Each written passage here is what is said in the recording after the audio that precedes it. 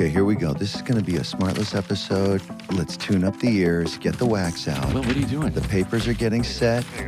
The prep is done. Okay, ready? Here we go. You guys ready to talk? Guys. What? It's an all-new SmartLess. Oh, God. SmartLess.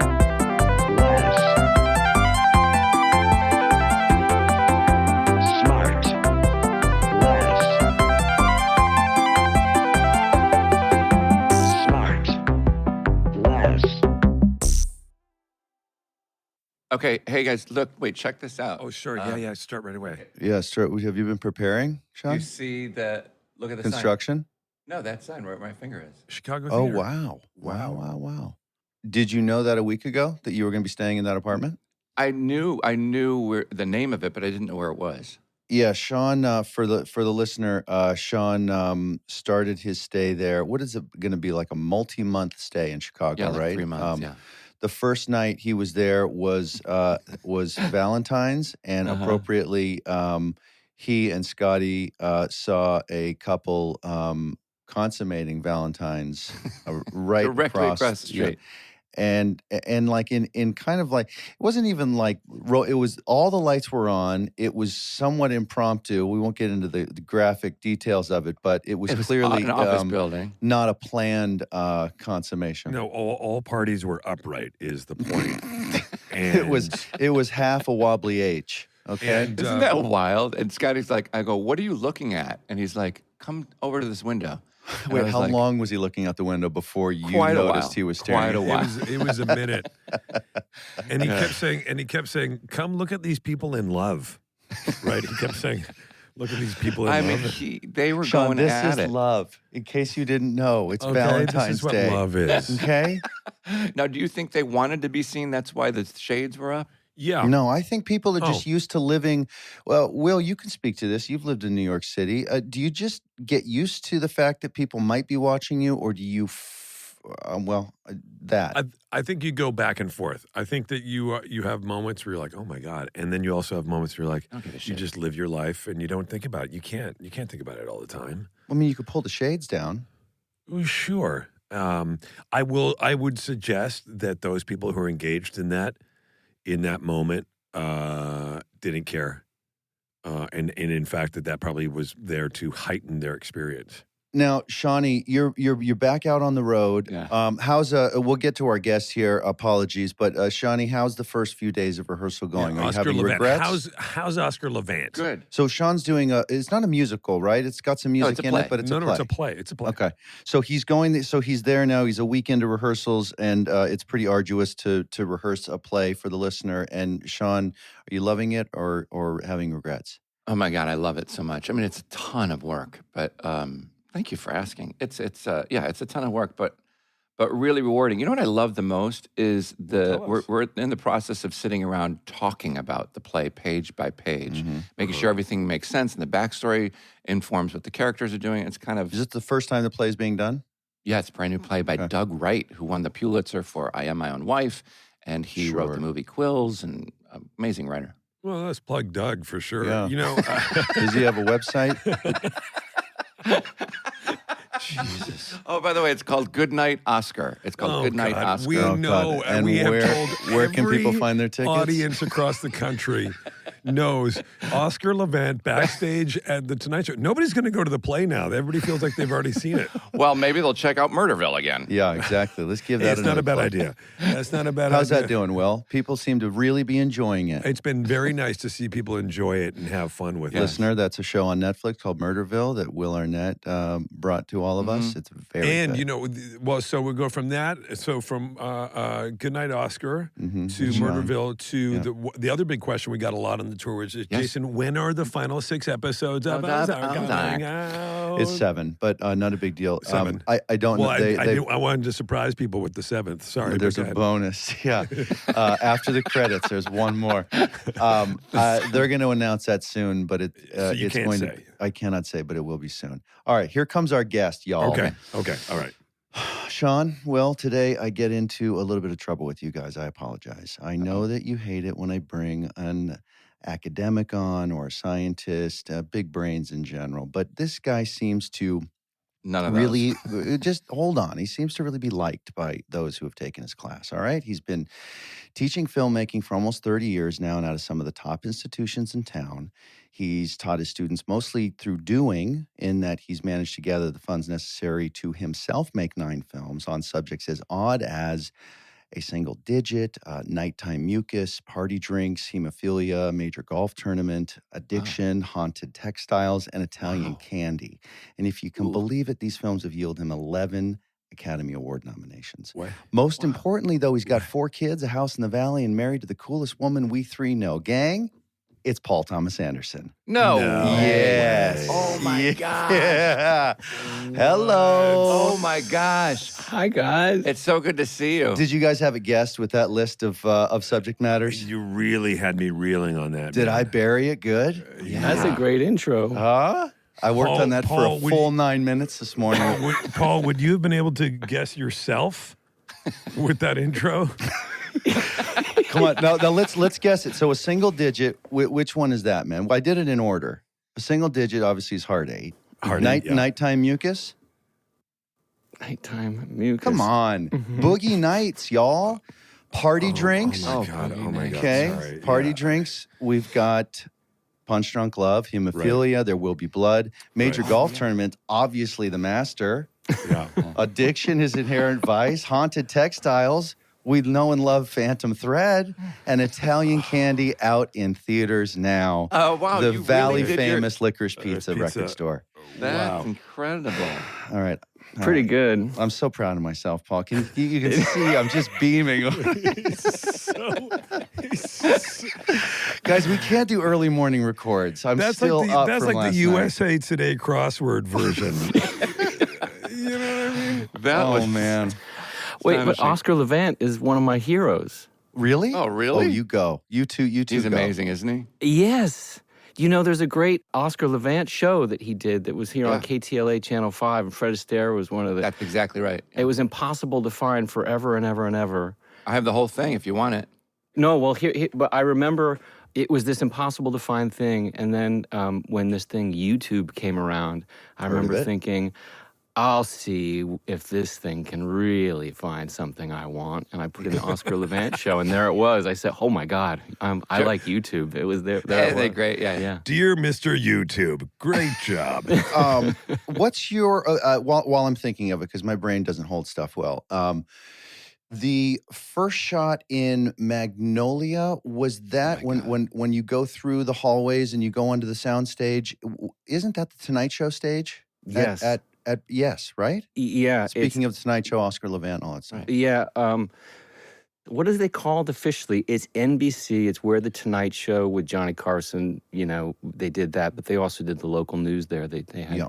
you know, I remember a big deal was that we were shooting and we had to, it was the days of Paul Moyer. Do you remember Paul Moyer? yeah. Sure. Yeah. And we just needed to move his space over, you know, a couple spots. And it was like, you know, Oh, no. 3 days of negotiations to move Paul Moyer's spot. I do remember he was not having it. And it was on a Sunday. He wasn't even shooting. Oh my Oh, God! he wasn't even there. He just didn't want his stuff messed with. He just didn't want his spot messed with. Somehow I remember. I don't know how I'm remembering this. He had a bright, I think it was a bright red 911 DP Targa, like one of those with the big whale tails. I like it. Yeah, like that. really. Did he cut you off once on No, Olive? I just remember being taken that a local newsman would have some big ass flashy cool car, and he pulled it off. That guy, very very cool. Yeah. He was hand-to-hand fight with him and Ron Burgundy would be great. It is a very similar kind of, you know. Like, Speaking of cool network newsmen, kind of a little bit of a reach. Your dad was the voice of ABC for all of my years growing up in Los Angeles. Oh, really? Yeah. know that. Like if I played that voice for you, it'd knock you out. You'd be like, oh my God, that's Paul's dad. No question there. I just want to mention that as something very, very cool. Well, actually, so Paul, we've talked about this briefly before once because you Yeah. mentioned your dad was the voice of ABC, as you said, and he was like the original real promo guy on networks. Yeah. And my recollection is, and so I'm going to say this, and then you can tell me what you know about this, and if I'm wrong. he would record the promos for all the network. And the promo guys are, when you watch the show, when you're watching a network and you hear, coming up tonight at 8 p.m., it's an all-new blah, blah, blah, followed by blah. Oh, that was your dad? That was your dad? And your dad would sit in the room with the engineer right next to the board, and he had a 416, a shotgun mic, and he was the first guy to do that in that way. Is that right? I don't know for sure if that's exactly that technical thing, but the image of that shotgun mic, he would never go into the booth. He wanted to do it in the control room. Was he, because he was actually in real time telling the guy how to modulate his voice and do all the EQ and stuff? I think that had something to do with it too, and I think he was smart enough or done it enough to know, like, I'm not going in the booth. I'm going to be with you guys. It's going to be exactly the same. I'm not. He also liked to smoke while he was doing it too, and I think the other guys were. Willie likes that. Willie does a little of that. Not in the booth, not anymore. No? But I will say that, like, and then I'll get out of the weeds on this. So traditionally, all the voiceover guys, especially in New York, where a lot of it used to be done back in the day, everybody used the mic that's a very common, that I do have over here, and what we refer to as an 87, a U87, and it's a great microphone. Great. Oh, thanks. Well, Okay. yeah. Of course. Keep going. 88. Your dad Love the details. changed that by using that shotgun mic, and he forever changed, and it became the West Coast microphone so when I would come out here and go to a recording studio, they'd always have a shotgun mic, and it was because of your dad that became the standard out. Is that like the here. Johnny Carson one that was on his desk? Is that what a shotgun mic is? What is that? No. No. Oh, okay. Bye, everybody. Oh, see you later, Sean. So, Paul, you did not know that, huh? No, that sounds fantastic to me, and it doesn't seem too far from accurate. Even he did obsess over that kind of stuff, and I probably passed a little bit of it on to me. Were you close to him? Yeah, very. Oh, that's nice. I got to go, I had that opportunity to go to Prospect and Talmadge, was where he would go to work at ABC. Downtown. And, generally, that was sort of my first taste of being around anything that was show business related, and that was magical to me. How old were you at that point? Anywhere between the ages of probably 5 and, 9. 75 to 79. Did it strike you as being like a peculiar thing for your dad to do? I can say from my own experience, and I ask this because I say to my kids sometimes, like, it's when they do stuff or I do stuff, or they come in a work-related environment, I'm like, it's weird, right? That this is what because it's weird to me if my dad had done it. And I sort of acknowledge it. Did it seem strange, or just because it was your dad? It seems strange only because it was not. I was proud of him, but no one else could recognize the pride. It's such a behind the scenes gig. There's nothing kind of famous about it. You don't walk down the street and somebody say, like, "Wow, there he is," or if your dad's a baseball player, say hitting home runs. It's like, well, there's no recognition to it really. It was this, but that's what he loved about it so much, was that he could just kind of have this independent life, coyoteing around town and doing his work and getting paid for it. So you're sitting there, you're watching kind of the sausage get made for television and in some aspect. And were you at that point starting to gather these images and interest in this process and these are the people that are behind the curtain that create at least this lane of fake life, and that started to build an idea for you about what you might want to do, or can you track the moment that you thought, I want to do something like this? I can't remember, because for as long as my memories are there, I've wanted to make films, for sure. But you have to remember, Jason, you'll remember that there was like such a dividing line between making films and making television. You know? Television back then was like, anybody can do it. Right. Movies was like this gold ring, like not everybody gets to make movies, Right. So you started to experiment with little home movie, and it's I did all that. Not an uncommon story, right? And no, then it's you the same exact story as everybody else. But I had the camaraderie in that, which it's so crazy. Now, I look around my life right now and I see my relationship to all the people in dark rooms that I work with, engineers and things like this, through the entire process of making a movie. And you're like, this is exactly what my dad did. You go to a dark room each day and trying to make something happen. And the friendships that he had with those guys, I look back and I think, wow, I was really inspired by it. I always just thought that's what a friendship was. These kind of.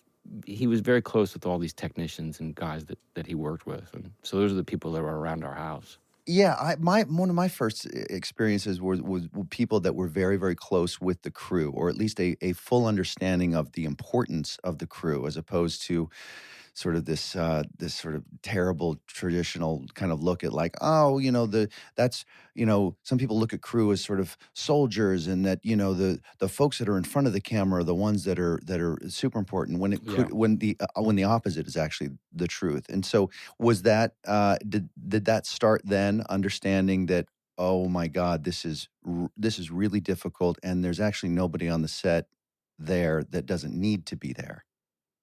Well, the only people that don't need to be there are like studio executives and producers, and that's what I learned probably from my dad. It was like whoever's you kick all the people out of the room that are not completely essential to the product. You learn pretty quickly who isn't. They scatter. Yeah. Yeah. So grabbing those early video cameras, movie cameras, stuff like that, that's sort of pretty common story, where you kind of point a camera at stuff and you kind of take little kid films and you little army men, and that's not uncommon. But what about the writing part? Do you remember your first experience looking at a blank piece of paper and trying to figure out how to start from zero? Do you remember that being humbling or surprisingly easy?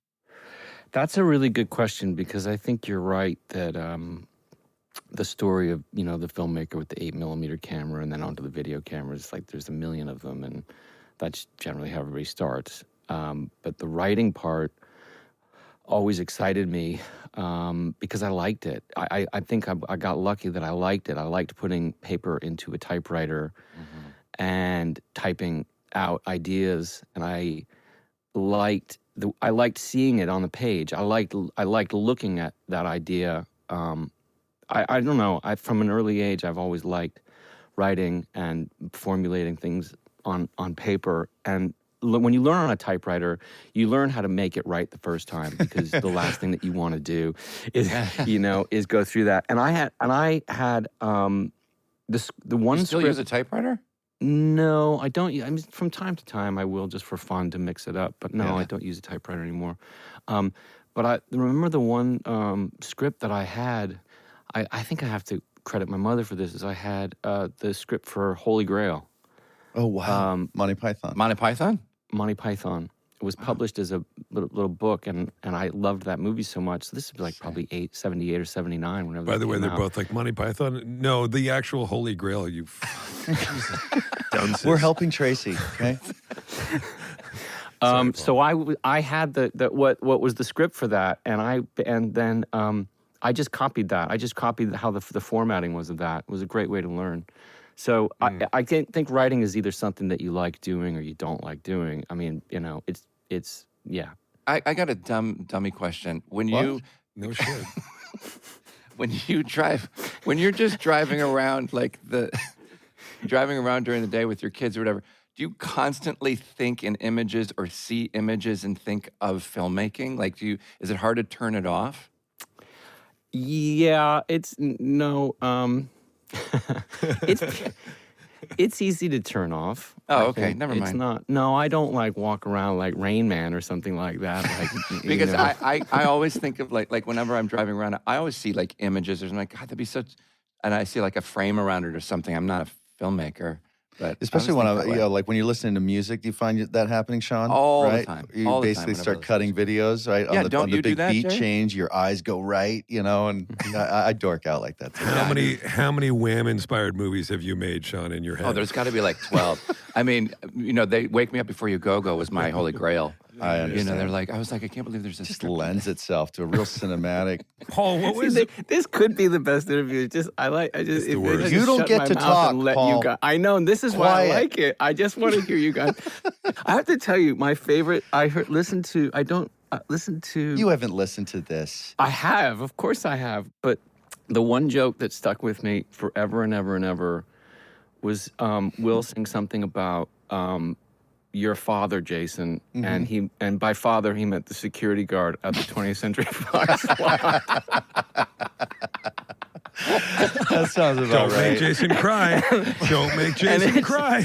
It stuck with me where I think about, that's what I think about, Sean, when I'm driving down the road. Okay. Every once in a while, I'll think about Jason's something dad. pops into your head. You think, God, that was really, really, really, really funny. And I'll.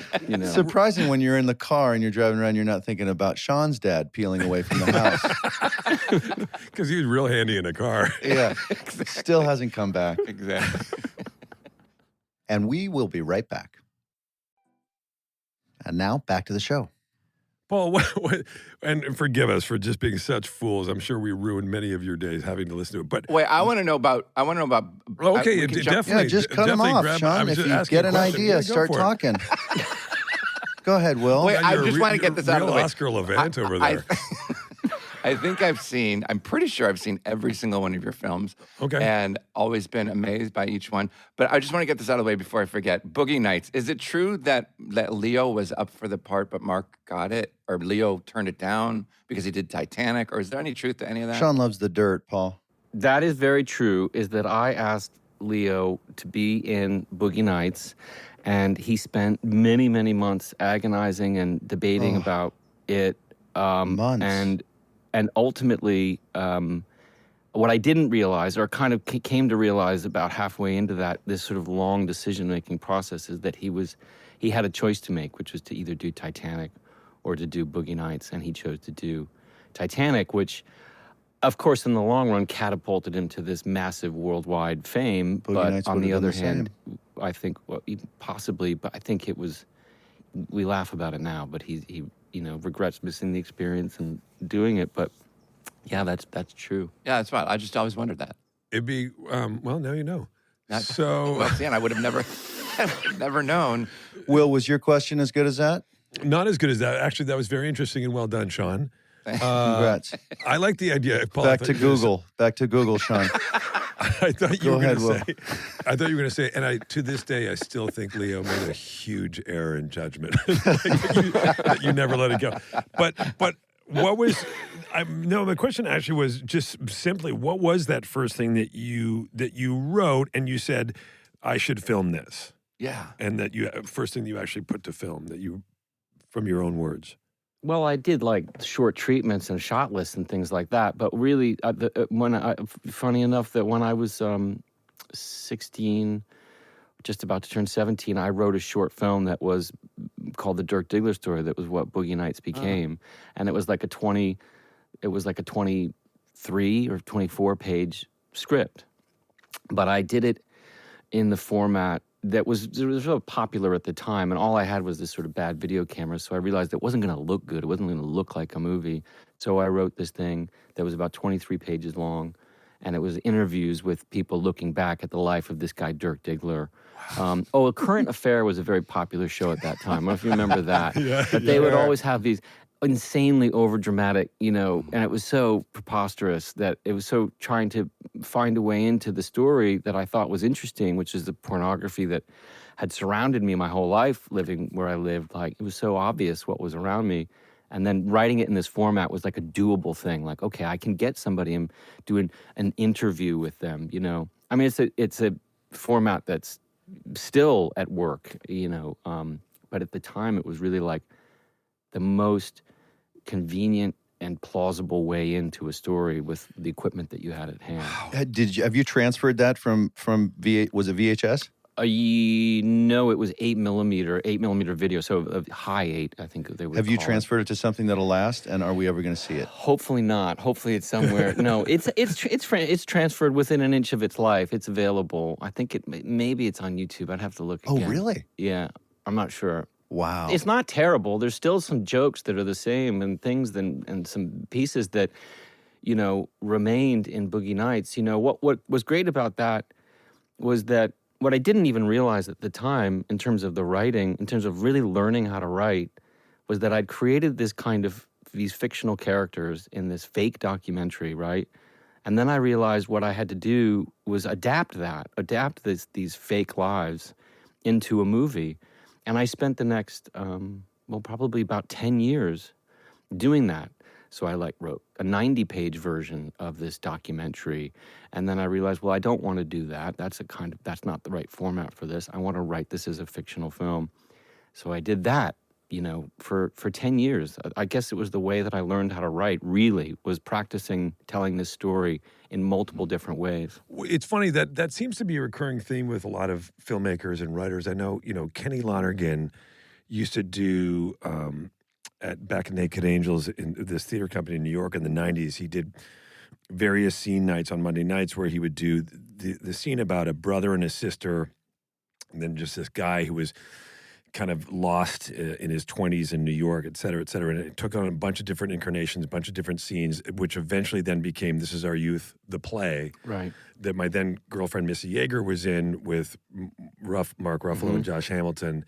That then became kind of really, I think, the inspiration for You Can Count on Me.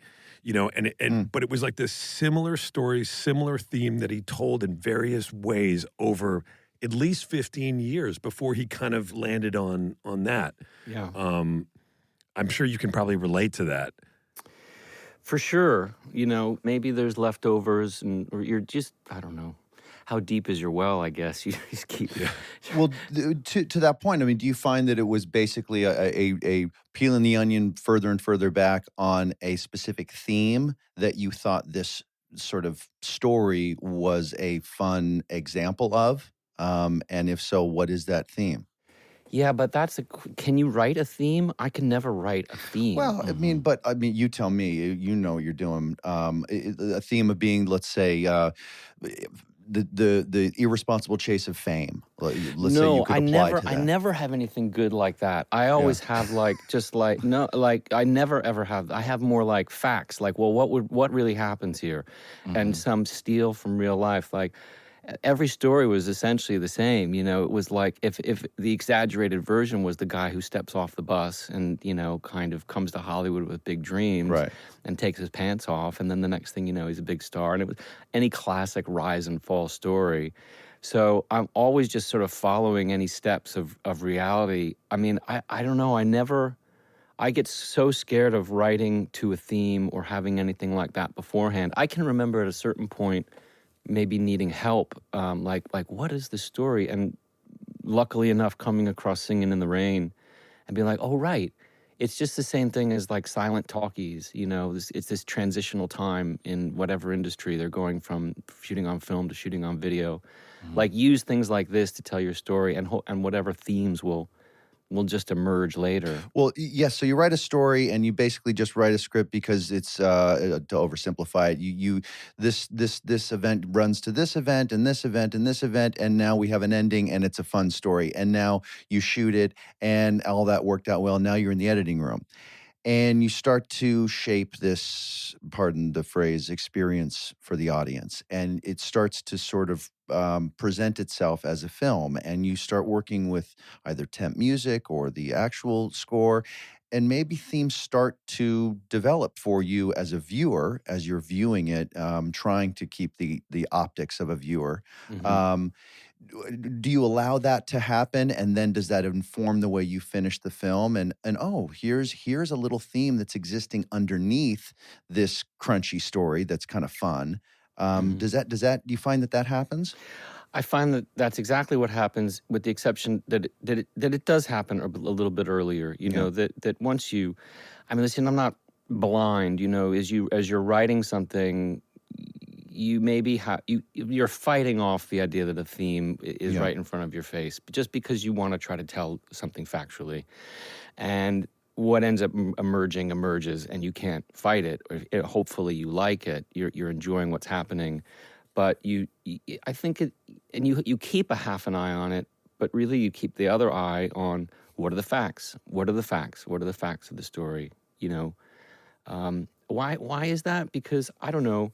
I find films that overindulge in telling me the theme are annoying, and boring.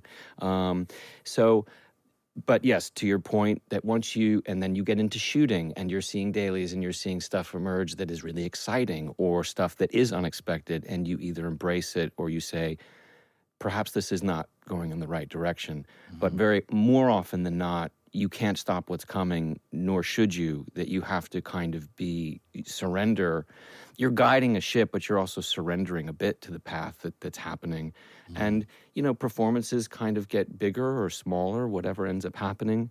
And then it just keeps on going, and you keep refining that through the editing and all that. One of the, if we can get into staying on the idea of themes, one of the themes of, it seems to me, of your films is that they're very specific visually and stylistically, each one different in its own way, but they do seem so specific in the writing, and so what is your relationship like, again, going deeper into the weeds on filmmaking, but what is your relationship like with your production designer and your DP leading up to when you actually shoot? Because it does seem like all of your films, I told you once at risk of further embarrassment to myself and to you, that, for instance, There Will Be Blood, I feel like it should be just hung in MoMA and left there for people to watch. It's an incredible piece of art in every way, from the writing to the direction to the art direction, production. What is that like for you leading up to actually rolling film and working with those departments? Well, it's the great joy of collaboration, particularly when you're doing it with somebody that you love and work with. Like, for instance, on that film, I had never worked with Jack Fisk, who's one of the great production designers who started his career with Terrence Malick and David Lynch. They kind of go back to their beginnings together. Anyway, I contacted Jack Fisk and had written the script, and I needed to kind of I need a lot of help with making oil derricks and the recreation of an early California town, and there was only one person that helped do that, so it started a great collaboration. Jack Fisk was, we were kind of trying to learn how to get oil out of the ground and really trying to be really, do our research. And he said the greatest thing. He's like, I found that if we can just get a children's book about this, it's really better than trying to really understand how to do it with all these kind of books that are this thick. And it was one of these great lessons in get the children's book first, and don't be, because it'll have drawings, it'll be simple. And it was really funny. Wow, Jack Fisk gets the children's book first. All right, that's really good advice. But we had the incredible joy of going to scout locations together and find a place to make this film. And I learned from him one incredible trick that I still try to sort of make true, is that the more you can have a location where everything's close together, the more freedom you have. Here's what I mean by that, is that if you shoot a scene, over here, and you see it a few days later, you think that's the worst scene that we've ever done. We should really try to do it again. Is that you can go do it again. You kind of create your own. You create your own backlot. You create your own universe, and try as much as you possibly can to not move too much, but to have a variety of different looks and things happening. So that. I don't know. I'm lost in whatever your question was. It was kind of like the collaboration. Well, the simplicity sometimes yields some of the most complex and sophisticated results, perhaps. Yeah, and sure, that's my role. Yeah. Was there a similar process with Johnny Greenwood, who did the for Tracy, was the composer on that film? I believe it was the first time he'd composed music for a film, and first time you guys worked together. Yeah. There was a piece of music that he had written for orchestra, because he was already well versed in how to write for string instruments. It wasn't like, don't let him fool you. I mean, I know he's. But obviously, his score was incredible, as was everything else in the film. It was really incredible, and it's an opportunity. Look, I think there was no kind of crazy weird instrumentation or something like that. He does do funny things with instruments where he'll detune certain pieces of the orchestra and keep others in tune. And so he has the ability to make it sound very familiar. You're hearing string instruments, but that sounds just out of body enough that you can't quite place it.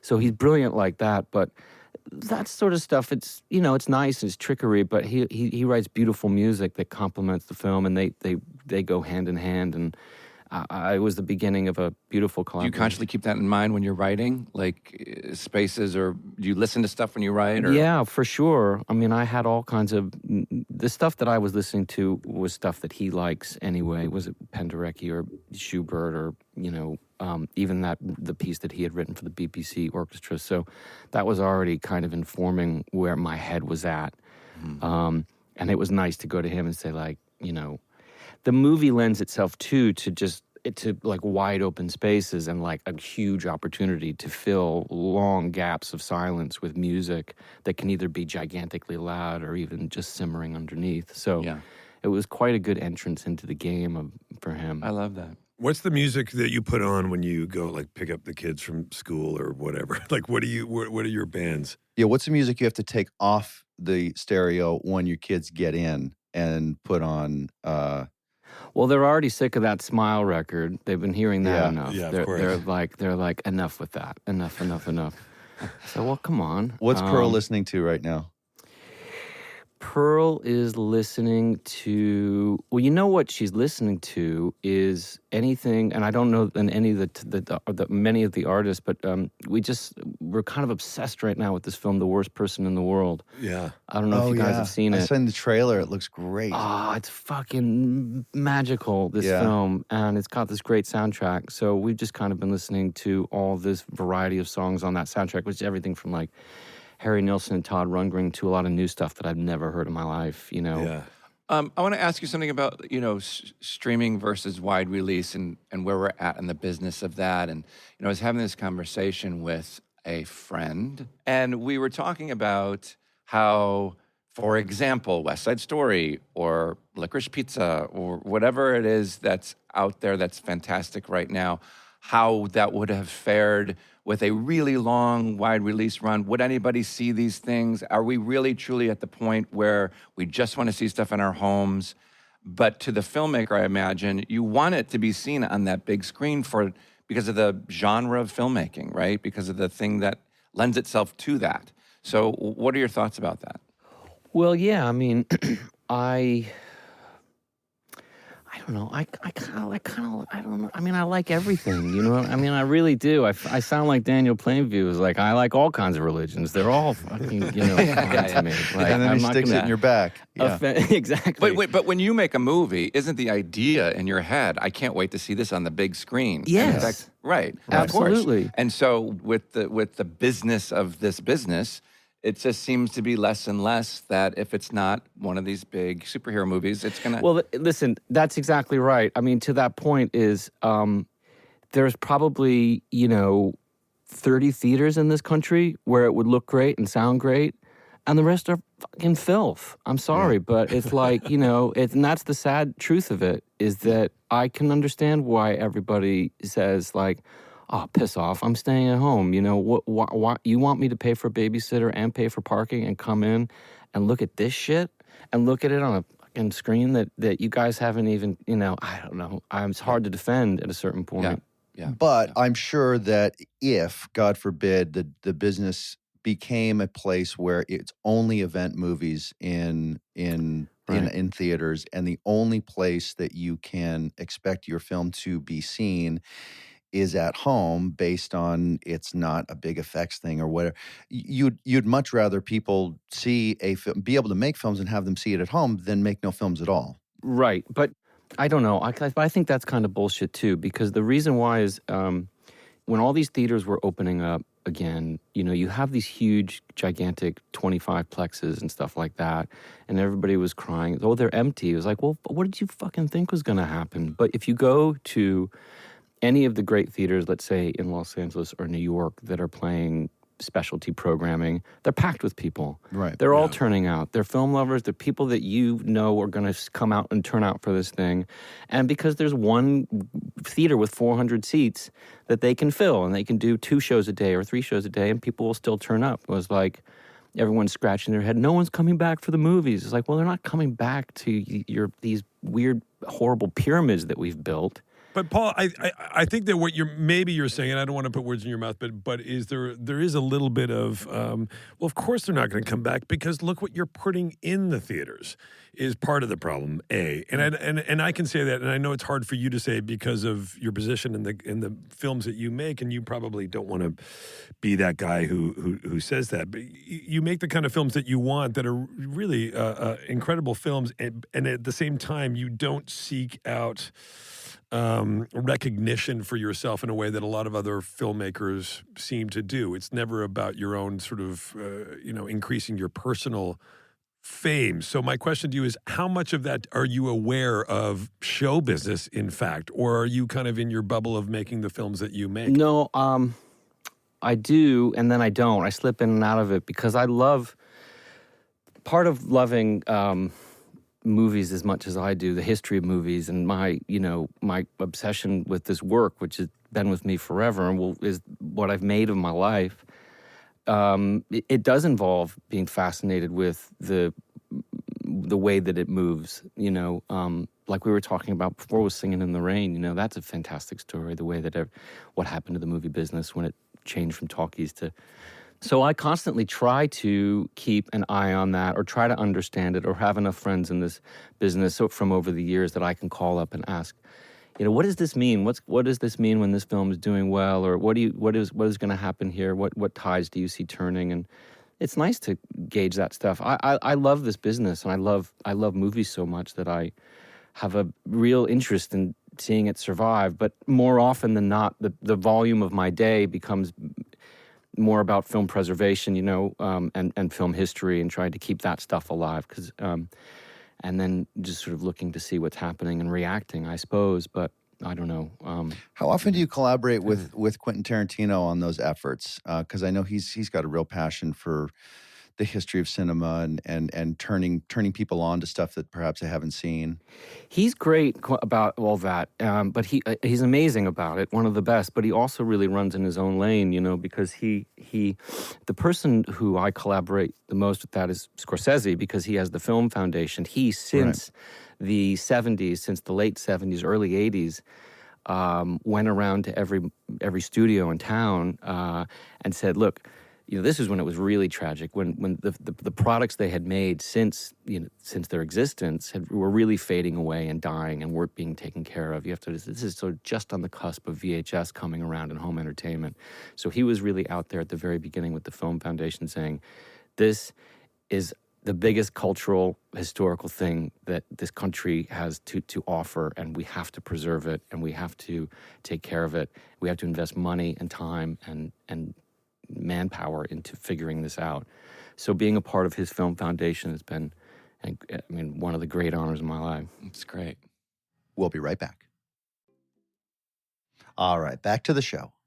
Paul, I know you're a big comedy fan, and you've obviously collaborated with Sandler, and married the funniest woman in Hollywood. Yeah, or in the world. Maybe we can just say the world. Or Tracy. Maya Rudolph, Tracy. Maya was one of our first guests. I said that to her. I said, "You were one of the first guests." She was like, "No, I was." I said, "I think you were." She was like one of the first strong. 2 or 3, right? Yeah, Maya's one of those people, as you know. Did Paul, you give her a piece of the pie? Because No. You should have. We sent her a cake, though. Yeah. She should have. But she is one of those people that anytime you're doing anything funny, you go, "So then it would be great." And then God, if we could get Maya. Just to stamp it. Yeah, because she's so just. How did you guys meet? Where that? As Will was saying, you've been a huge fan of comedy for a long time. Was it did you just fan out on her and say, "Will you have dinner with me?" It was just like that. Yeah. It's simple, right? Or did you swipe left or right? I don't know how it works. See, Paul, it's not easy, is it? It's not easy to bite your tongue with Bateman. He wants to hurt me, I know. It's funny. I'm not sure what it is I guess it's like anything, like, I don't know. there's like, actors that wanted to be rock stars, or musicians wanted to be actors. Like people that making serious films really just like the one thing they really loved was comedies. You know, like I had made these films. I thought that they were funny, but people were saying like, hilarious. it's not. You make really funny shit. Well, I think really, you never ask for a laugh, and that's what makes it so goddamn funny. There's no winking. It's great. Sorry, go ahead. Thank you. Because everything that I watched or in my daily kind of existence was just like, I just devoured that stuff. And I met Maya when she'd started SNL. And How? yeah. What was that meeting? How'd you guys meet? Well, the funny thing is that Does she make you laugh at home too, Paul? She sure makes us laugh. She just must be a cut up at home. Oh. Somebody once said to me, that reminds me, I think I told this once. Somebody said to me years ago, when Amy and I were married, they said, "What's it like being married to the funniest person in America?" And I said, "You'd have to ask my wife." But I love that. Do you find that funny people are generally pretty serious when they're at home? Yeah. Yes. Nothing funny about it. But I do want to know that. How did you meet, Paul? How did you and Maya meet? I really do want to know. We at SNL, right? At SNL, that was the time with Will Ferrell and Molly Shannon, and I had met Molly Shannon, and she said, you could come and you can see how we do this. And at the time, I was writing Punch Drunk Love, and I was obsessed with that time that Sandler had been there. So I accepted that offer to come and look and watch, behind the scenes. And then Molly said, "Well, you can direct a short." So I directed a short with her in it, and just got to kind of witness the inner workings of this whole thing. And at that time, I was also getting to know Sandler and asking him about his time there. I was getting ready to make Punch Drunk Love with him. And as I was getting ready to leave after my week there, my head was spinning. I was like, well, that was great, but I don't want to fucking do that again, because it was so much. It was a different pace of work, and I was thrilled to have done it, but that was enough of a taste. They said there was a piece of paper that somebody had put in my hands or something like that, and I looked at it, and the information was on it that there was a new cast member starting next week, and her name was Maya Rudolph. And I can remember seeing her name on that piece of paper. I don't know if you've had any feeling like this, but you see something for the first time and you realize my life has just changed. I don't know how. I don't know why. I don't know what just happened. And so, wow. But you quickly you kind of move on. You just whatever. You have something else to do. You have to Mm-hmm. But looking back, that impulse, whatever that shining kind of feeling that can happen to any of us if we're open to it, happened. Yeah. And so I roamed around, and then I saw her on television, and I saw what she was doing, and I had stayed in touch with a few people from the show, and it's like, my God, this woman's amazing. And on my way back through, I stopped to watch, and we met at the show, and then I had to go on to London, and to work on Punch Drunk Love, and then I got to London, and I said, well, something didn't feel right, and I just came back to New York. Wow. And I came back, and then that's fucking beautiful, man. Yeah. Wait, For real. Hang on. So you come back to New York because you felt drawn back to her and called her and said, "Let's go out." Yeah. No, man. I love way. that. I wanted to make a joke in there so badly, but I love that story. I wanted He's to say melted that my cold heart. Sean had that feeling, that same feeling of seeing something written when somebody pushed a flyer for a new Vons that was opening around the corner from him. Oh, I thought you were saying when he drove by a new Chin Chin and he had to double back and He knew his life was No, changed. I turned back, and I haven't left since. Jason felt the same way when he found out that Deadline Hollywood had an app. But that's fucking incredible, man. I love that. Maya reminds me too, Paul, that you and I born the same day, same year. Every year she reminds me. I think of it all the time. We're one and the same, Sean. No. That is right. June That is 26th. correct. Are you guys? June 26th, June 1970. 26, 1970. You two guys are. Yeah. But Wow. what city were you born in? Chicago, Evergreen Park. I was born in the hospital in Evergreen Park, but I just say Chicago. Yeah. Mm-hmm. Wow. You? I was born here in Los Angeles at what is now the Scientology Center, which was St.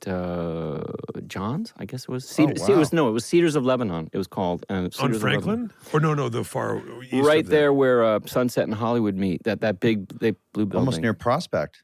Right around the corner from there. It went from Catholic to Scientology, that building? That's right. That's amazing. Hey, you mentioned Sandler. What was it you saw in Adam earlier than anybody else did? Well, I always liked it when Adam would get angry. The violent part of him would come out. And it was like, and I guess I saw, the story that I remember, there was a sketch called The Denise Show, where he's talking to his ex-girlfriend, Denise, who's played by Shannon Doherty. And it's a funny enough premise. And he keeps trying to woo her back. But there's a moment when he starts screaming. I think his dad calls up, and is on the speakerphone, and he starts screaming at his father. And there was a moment where Sandler screamed, he's so invested in it that the whites of his eyes turned black. And and I could just, there was a level of anger and commitment to this performance. I said, that is something else. That he's not just screaming and being like, he potentially is completely psychotic underneath all of it. And I loved it. That's great. I love that. Yeah. And it was, he has a great physical way about him. And I, loved working with Adam. Do you ever have any desire to, especially now that there makes so many of these sort of limited series, does that ever appeal to you, the idea of being able to tell 400-page script over a longer, Okay. I don't know. I want to be careful what I say here, because I only in the past couple of weeks have become a little bit preoccupied with what seems to be a real unfortunate turn of events, which is 80-minute stories being turned into 9-part, things that it just seems to be the kind of the call of the day. Like, this is what we're doing. Yeah. When in fact, it's like, piss off. I don't, this is stretched out way too much, I mean, I was watching The Purple Rose of Cairo last night, which is about 92 minutes. And absolutely perfect, and is packed so much story. It's so interesting because people say that all the time. They're like, did you see so-and-so? Did you see the new series blank or whatever? And they're like, I try to get it. Well, no, you got to wait 9 episodes in. Yeah, just wait really till good. the third one. Right. I know, fuck, insane. Piss off. Can it be good off of the first one? Yeah. No, but I only have been really feeling this lately when I don't have a leg to stand on, because I don't want to sound like an asshole here, but I haven't seen much of it, because my viewing always goes, if I have opportunity to watch TV, I fucking I'm watching old movies, it's just sort of like gravity pulls me that way with the time that I have in the day. But, sometimes you have a story that's very large, like a large-scale story, any kind of epic stories, and those are great. And there used to be this opportunity. They would have, The Winds of War or, Roots, or these huge mini-series. It was like, okay, that's fantastic. That used to be a kind of work of art in and of itself. But now I feel this kind of slow-motion turn towards stories stretched out too much, I think. I guess underneath it, I have a fear that the painfully difficult challenge of telling a story in preferably under 2 hours, hopefully 90 minutes, will start to get lost, because I think it's a very, very valuable storytelling. That structure is great. Yeah, I don't want to see that get lost. There is the risk that we're rewiring how we appreciate those things. And I watched that the story of Neville Chamberlain, signing the Munich Agreement with Hitler over the Sudetenland, et cetera, trying to avoid war. Mm-hmm. This was just to unwind the other night. Just to unwind.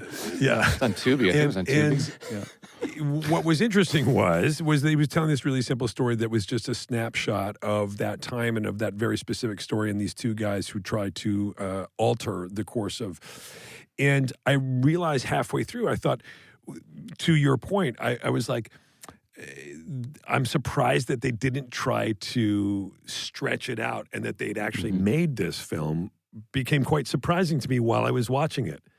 because we've become so accustomed to, and our brains are wired to, great, there's going to be 12 episodes of this now. Right. Yeah. Let's talk about the opposite, trailers. I think you love trailers.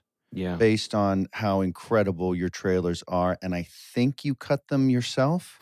I love trailers. Trailers are their own little art form, and right. I have cut them in the past or collaborated with people. The last one that we did was not cut by me. It was cut by a guy named Joel, who's got a company called Aspect Ratio, and it was one of those great moments where I just handed the film over and said, can you do something? And it was so perfect right away that we didn't say anything. We just said, that's it. It was great. Really? And that was a really fun feeling. But yeah, I always, that was one of the joys to me of going to sit in a movie theater. I guess there's probably two types of people in the world: people that like to sit down and watch trailers, and then people that like to watch the credits of movies, people like to watch the credits and people that don't like to watch the credits. I like to watch the credits. You once described having 4 kids in the best way I thought possible, and I think I mentioned this when we had Maya on, which was, and I'll mash this up, you correct me, that having 4 kids is like having 4 cozy fires burning in the house, just hearing them run around, and it sounds like you're as much of a homebody as I am. How do you manage to work as hard as you do and still be an incredible father to not 1, not 2, not 3, but 4 kids? Well, I hope so. I mean, time will tell. Yeah, this is very dangerous. I remember there's these great episodes with Lucille Ball doing these radio interviews from the mid-'60s. Yeah. I don't know if you've heard those. They were on Sirius XM for a little while, and you hear all these people talking about their strengths as parents. And then you sort of realize, that time has really proven quite differently that, there are these people talking about, we really spend time on the weekends and everything else. And you're like, okay. Stay tuned for the book. Yeah. But exactly. I don't know, one of the benefits of writing, I suppose, is, the ability to work from home, the ability to be present at home. And shooting movies about the Valley. Well, that helps too. Yeah. To not go too far away. But even still, I think that, I don't know. When I went to London to make Phantom Thread, they did come for some of the time, but then they understood that for 2 months you're not going to see me, but that's okay. Out of 12 months in a year, as long as I'm with you the other chunk of time, you won't miss me that much. Sorry, Jason, when he says be present, it means that you are where you are and that you're aware of the surroundings and of other people, et cetera. Okay? Got it. Not just getting filled in. Yeah. Right. Understood. Paul, I will say I do love, and this is almost trite to say, but your affinity for your love of telling stories about Los Angeles in so many different ways and so many different times. I find it really fascinating. You tell stories about the experience of California unlike anybody else, and because I think that there's always been that rub that California is not as interesting because it's newer, that it's not the East Coast, that it's always kind of looked down on in this way. But you tell these stories about actually how rich it is. It's just different.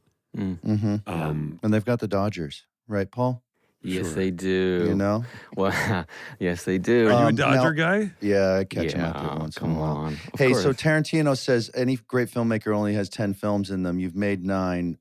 Tell me that's not true. Oh, that's horseshit. I don't know. I don't understand what he's on about that. Okay, great. It's just like 'cause I need more than one more from you. Yeah, you got it. I mean, I don't know. Are you gonna do it like Clint Eastwood until they cart you off? Yes. I don't know. You have That's to. a yes. I think what else are you going to do? Exactly. I think, what else are you going to do?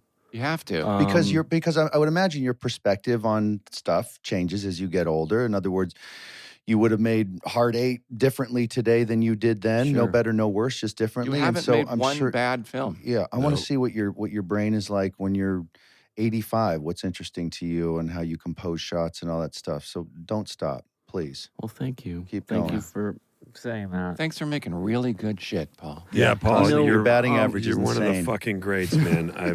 I always tell you that when I see you in person because I can't dress it up. I just can't dress it up, man. Mm-hmm. You've really honored us with hanging out for an hour, Thank Paul. you, Paul, Thank you, so buddy. much. Thank Are you you very kidding? much. Thank you guys. Really. Please say hi to Maya. Yes. I sure will. I Send sure her will. our love. I hope I see you guys in person for real soon. I hope I can come see your Oscar Levant play, Sean. I really genuinely am. I love Oscar Levant. I would love for you to. Are you playing? Who's playing Oscar Levant? That would be me. You're playing Oscar Levant? I'm playing Oscar Levant, yeah. You should hear him play Rhapsody in Blue, too, on piano. You know, he's a classically trained pianist. It's insane. Paulie, thank you for being here. We love you. We Thanks love so much, everything you Paul. do. Honestly, thank you, man. Are you kidding? Thanks, guys. Hopefully, Oh, we'll see you out great. at the stadium if baseball gets their act together. Fingers crossed. They will. They will. All right. Great. Have a great day, man. See you, man. All right. See you, All right. fellas. Bye, buddy. Bye, Paul. That was a good get, Jay. I love Jay, him. oh my God. I mean, I've been working this for a couple of weeks with you guys saying I booked somebody that I'm Oh, this was excited the about one. that This was you the guys won't be excited. Yeah. I tried to kind of fake it a little bit. I can't Oh, believe no, it. it's I'm fantastic. Right?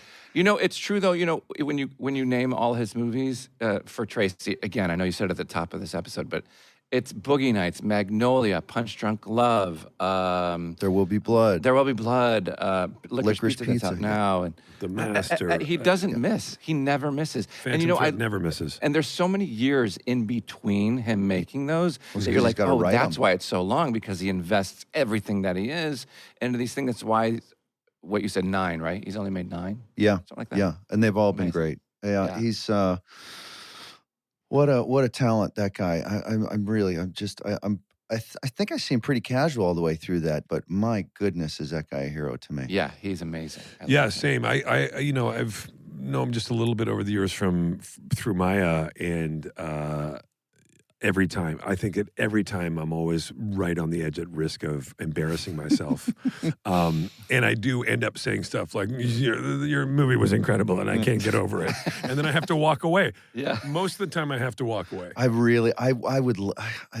I'd love for him to make some big, broad comedy. The ones that I know he's a fan of. Yeah, I know. The stuff that I was going to ask him that.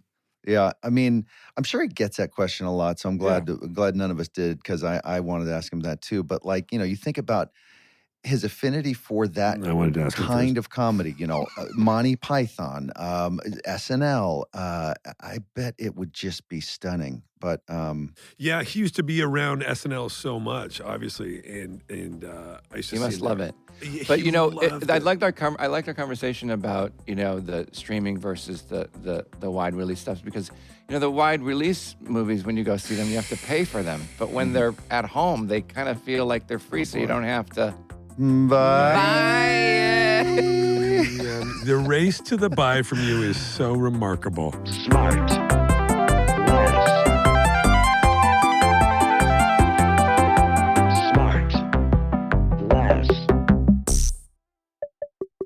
SmartLess is 100% organic and artisanally handcrafted by Bennett Barbaco, Michael Grant Terry, and Rob Armjarf.